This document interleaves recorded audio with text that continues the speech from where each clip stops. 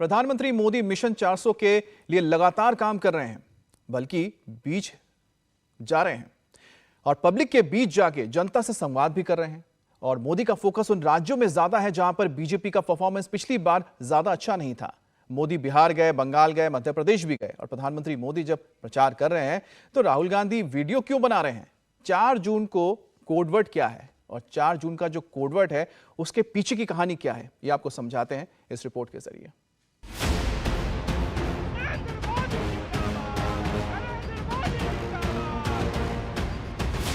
स्वागतम प्रधानमंत्री नरेंद्र मोदी, स्वागतम।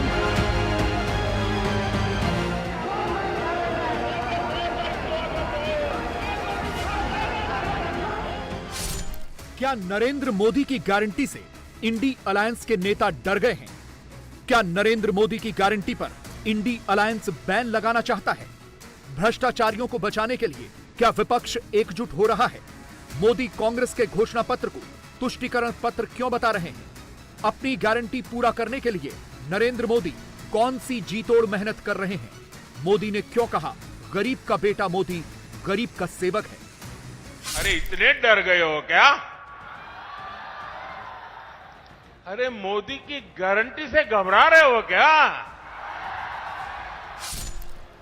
मोदी मौज करने के लिए नहीं पैदा हुआ।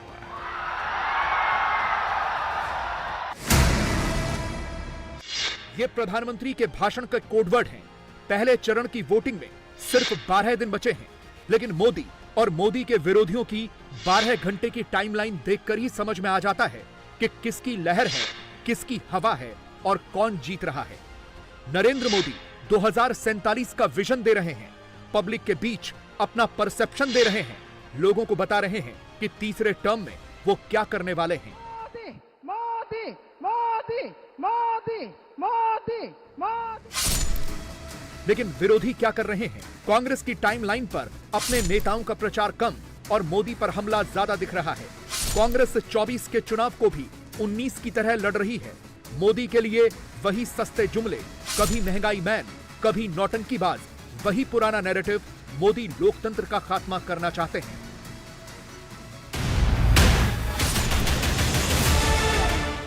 राहुल गांधी नॉर्थ इंडिया में कहीं नजर नहीं आ रहे। सोशल मीडिया पर उनकी पार्टी उन्हें जननायक बता रही है। साउथ इंडिया में भी जहां सरकार है वहीं रैली कर रहे हैं।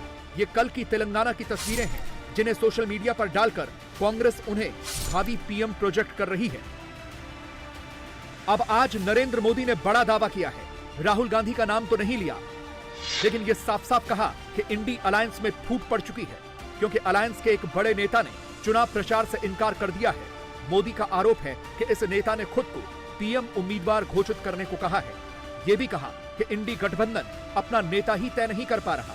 सवाल यह है कि क्या नरेंद्र मोदी का इशारा राहुल गांधी की तरफ था? मुझे कल दिल्ली में कुछ लोग बता रहे थे, क्योंकि मैं देख रहा हूं कि ये इंडी गठबंधन इस चुनाव के मैदान में कहीं नजर नहीं आ रहा, उनके नेता नहीं आ रहे हैं। तो मैंने जरा पूछताछ की। मैंने कहा भाई मामला क्या है, ठंडे पड़े हो? वैसे उनके एक नेता ने बयान भी कर दिया कि हमारे लोग बहुत सुस्त है, ठंडे हैं, कुछ करना नहीं चाहते। तो उन्होंने कहा कि इंडी गठबंधन की वरिष्ठ नेतागिरी में पिछले 15 दिन से बहुत तूफान चल रहा है। तो मैंने कहा क्या तूफान चल रहा है भाई? बोले उनके एक नेता ने हट पकड़ करके बैठे हैं कि जब तक इंडी गठबंधन उन्हें प्रधानमंत्री का उम्मीदवार घोषित नहीं करेगा, वो एक भी चुनाव प्रचार में नहीं जाएंगे। अब ये हाल है उनका, वो बता नहीं पा रहे हैं उनका नेता कौन है, और वो अंदर अंदर लड़ रहे हैं। और इंडी गठबंधन वाले कहते हैं कि भाई अभी नहीं, चुनाव नतीजा आने के बाद तय करेंगे। अब वो अड़ करके बैठ गए हैं और वो कहते हैं जब तक मुझे नेता घोषित नहीं करोगे मैं कोई रैली करने वाला नहीं हूं। अब ये समझा रहे हैं, पता नहीं समझ जाए नहीं समझ जाए, लेकिन ये हाल है उनका। राहुल गांधी 31 मार्च को रामलीला मैदान पर इंडी अलायंस की रैली में दिखे थे। इसके बाद 3 अप्रैल को वायनाड में अपना नामांकन करते हुए नजर आए। 5 अप्रैल को दिल्ली में कांग्रेस का घोषणा पत्र जारी करते हुए दिखे और फिर कल यानी 6 अप्रैल को हैदराबाद में दिखे। यानी पिछले 6 दिनों में राहुल गांधी सिर्फ 4 बार नजर आए, वो भी इस टफ चुनाव में जब उनके सामने चुनावी मशीन नरेंद्र मोदी हो। राहुल गांधी 6 दिनों में सिर्फ 4 बार दिखे हैं और उसमें भी रैली सिर्फ 2 की हैं, जबकि मोदी एक दिन में 2 रैलियां और रोड शो अलग से कर रहे हैं। सिर्फ 3 दिनों के भीतर नरेंद्र मोदी बिहार और बंगाल की धरती पर 2 बार चले गए हैं। 4 अप्रैल को पहले बिहार के जमुई पहुंचे थे और फिर उसी दिन नॉर्थ बंगाल के कूच बिहार गए थे। आज 7 अप्रैल को मोदी पहले बिहार के नवादा पहुंचे और फिर नॉर्थ बंगाल के ही जलपाईगुड़ी गए। नरेंद्र मोदी जान रहे हैं कि इन 2 राज्यों में उन्हें मुश्किलें हो सकती हैं, इसीलिए वो अपनी मेहनत में कोई कमी नहीं छोड़ना चाहते। मोदी तीसरा टर्म कंफर्म होने के बावजूद इतनी मेहनत कर रहे हैं और राहुल गांधी 2 बार से सत्ता से बाहर हैं, तब भी कहीं नजर नहीं आ रहे। मोदी की आज की ही मेहनत देख लीजिए।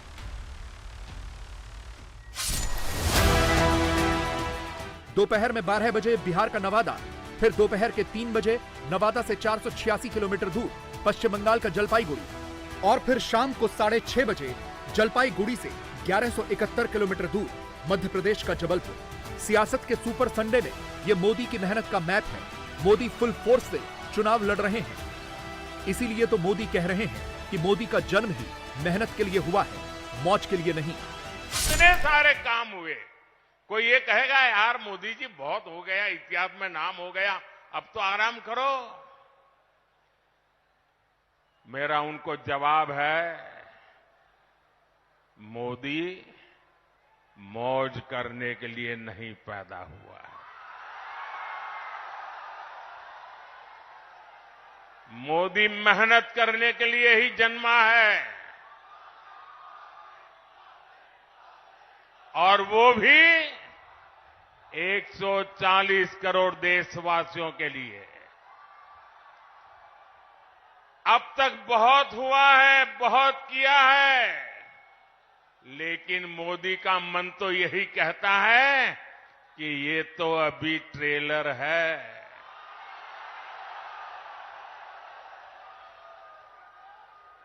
इतने से हमें रुकना नहीं है। अभी तो गाड़ी टॉप गियर में ले जाना है। अभी तो रनवे पर है, नई ऊंचाइयों को पार करना है। अभी तो बहुत कुछ करना है। नरेंद्र मोदी का यही कॉन्फिडेंस उनके वोटर को कन्विंस करता है। नरेंद्र मोदी को रिस्पांस भी कैसे मिल रहा है, ये भी देख लीजिए। रैलियों में मोदी को सुनने के लिए पब्लिक बेकरार है, इसका अंदाजा आज बिहार के नवादा में लगा। मंच पर मोदी से पहले बिहार के सीएम नीतीश कुमार बोलने के लिए आए तो पब्लिक ने मोदी मोदी की नारेबाजी शुरू कर दी। अपने समर्थकों का उत्साह देखकर मोदी ने बैठे बैठे ही नारेबाजी कर रहे लोगों को हाथ के इशारे से नीचे बिठाया। आदरणीय श्री नरेंद्र मोदी जी से आग्रह करता हूं। नवादा में देखिए, जब प्रधानमंत्री के बोलने की घोषणा हुई तो कैसे भीड़ और ज्यादा उत्साही हो गई। अब ये भी देख लीजिए। नरेंद्र मोदी जिंदाबाद। ये तस्वीरें बता रही हैं कि ग्राउंड पर नरेंद्र मोदी की कितनी भयंकर लहर चल रही है। पब्लिक का ये उत्साह बता रहा है कि हवा तो मोदी की ही चल रही है। आज पूरा देश कह रहा है, फिर एक बार, फिर एक बार, फिर एक बार। आज पूरा बिहार कह रहा है, फिर एक बार। एक तरफ नरेंद्र मोदी हैं जो हैट्रिक लगाने को तैयार हैं, तीसरी बार प्रधानमंत्री बनते हुए दिख रहे हैं। उनकी एनर्जी और उत्साह देश फील कर रहा है। रात के 12 बजे हैं। मेरी टीम ने कहा है कि मुझे बहुत एनर्जी के साथ ये वीडियो करना है। दूसरी तरफ राहुल गांधी हैं जिन्हें रात के 12 बजे वीडियो बनाकर ये बताना पड़ रहा है कि वो भी एनर्जी से वीडियो बना रहे हैं। नमस्कार, रात के 12 बजे हैं। मेरी टीम ने कहा है कि मुझे बहुत एनर्जी के साथ ये वीडियो करना है, मुस्कुरा के ये वीडियो करना है।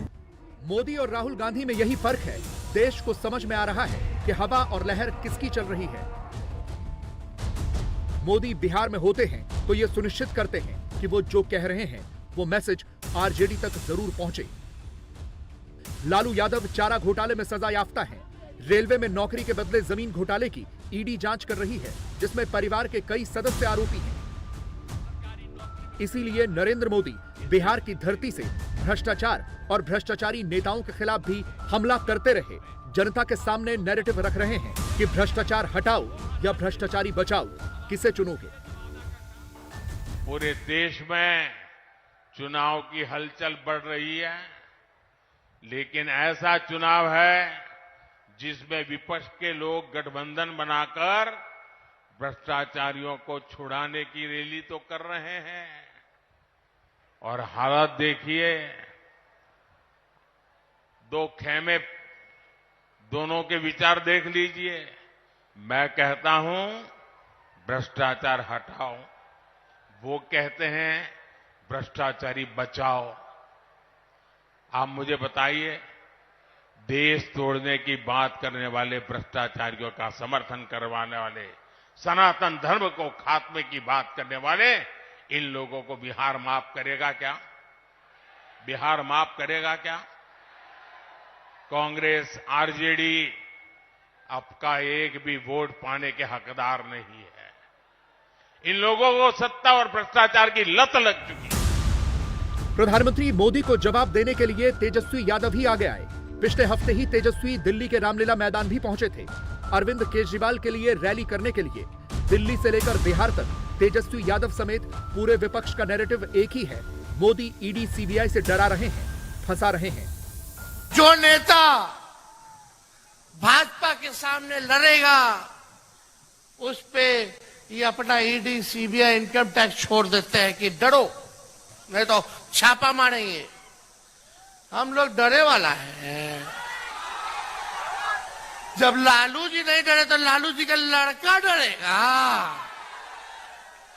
बताइए, मेरे पे मुकदमा क्या किया जब मूछ नहीं था मेरा, जब क्रिकेट खेलते थे तब बताना था कि हम रेलवे में क्या क्या गड़बड़ करते थे। अरे भाई, हम तो उस समय क्रिकेट खेलते थे, विराट कोहली के साथ खेलते थे। बताओ, जो 16-17 साल का लड़का, 12 साल का लड़का क्या रेलवे में घोटाला करेगा? हम तो उप मुख्यमंत्री रहे 2-2 बार। कौन सा ऐसा गलत काम कर दिए बता दो?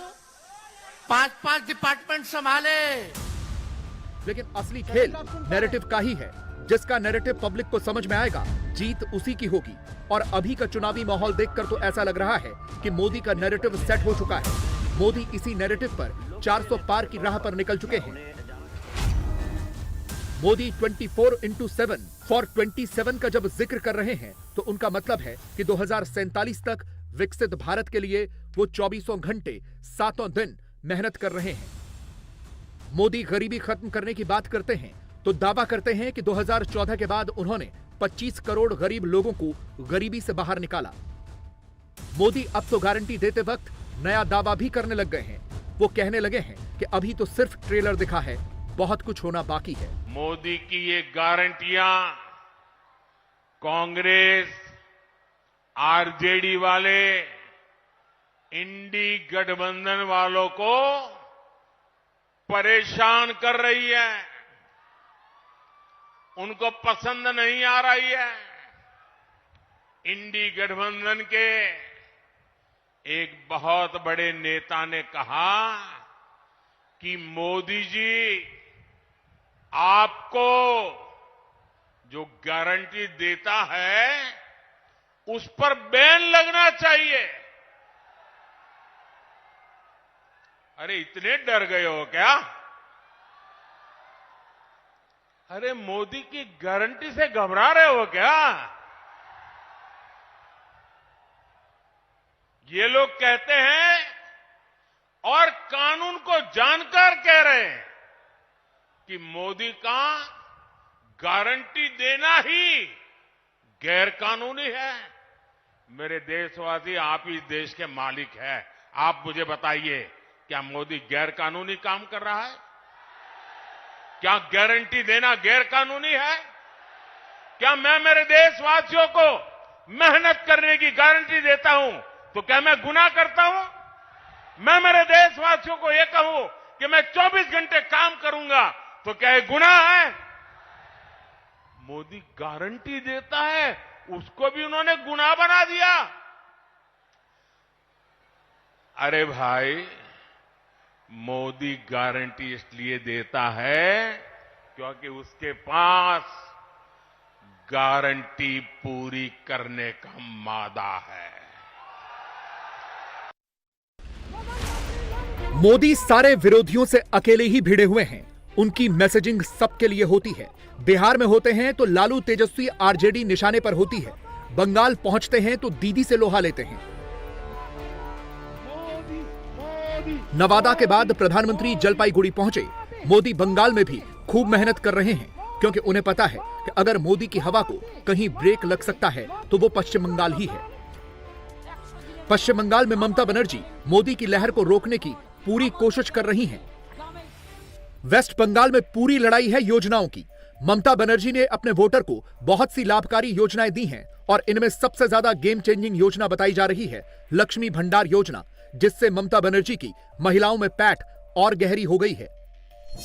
इसीलिए चुनावों से ठीक पहले महिलाओं के लिए चलाई जाने वाली लक्ष्मी भंडार योजना का पैसा बढ़ा दिया गया है। इस योजना के तहत सामान्य श्रेणी की महिलाओं को अब 500 के बजाय 1000 रुपए मिलेंगे, जबकि एससी और एसटी वर्ग की महिलाओं को 1000 की जगह 1200 रुपए दिए जाएंगे। बीजेपी का दावा है कि ममता बनर्जी केंद्र सरकार की योजनाओं को जानबूझकर पश्चिम बंगाल में लागू नहीं करती है। केंद्र सरकार का भी दावा है कि उनकी पीएम आवास, आयुष्मान भारत और उज्ज्वला जैसी योजनाएं पश्चिम बंगाल में ठीक से लागू नहीं होती हैं। मोदी ने तो आज ये तक दावा कर दिया कि टीएमसी केंद्रीय योजनाओं का पैसा अपने खाते में मंगाती है। मोदी कहता है कि पैसा सीधे लाभार्थी के बैंक खाते में जाए, लेकिन टीएमसी कह रही है कि केंद्र का पैसा पहले उनके खाते में आए। अब आप मुझे बताइए, जनता के हक का पैसा मैं टीएमसी को कैसे लूटने दूं? साथियों, पश्चिम बंगाल की हर बहन के घर पर नल से जल आए, इसके लिए केंद्र सरकार पैसा दे रही है, लेकिन उत्तर बंगाल में नल से जल पहुंचाने वाली योजना का लाभ ठीक से नहीं मिल पा रहा। मोदी ने यहां की लाखों बहनों को मुफ्त गैस कनेक्शन दिया है। नई पीढ़ी के जो लोग अपना परिवार बसा रहे हैं, उन्हें भी मैं मुफ्त गैस कनेक्शन देना चाहता हूं। लेकिन भ्रष्ट, गरीब और एससी एसटी विरोधी टीएमसी सरकार ये होने भी नहीं दे रही है। लेकिन ममता बनर्जी का कहना है कि उनकी योजनाएं केंद्र सरकार की योजनाओं से बेहतर हैं और वो ये भी आरोप लगाती हैं कि केंद्र योजनाओं के लिए पैसा नहीं देता है। अब चुनावी रैलियों में ममता बनर्जी भी अपनी सरकार की योजनाओं की तुलना केंद्र की योजनाओं से कर रही हैं। मोदी बाबू की बोलছে বাংলা আমার কাজ করে না, কেন করবে? ওনার প্রোগ্রামের নাম হচ্ছে কি যেন একটা স্বাস্থ্যসাথীর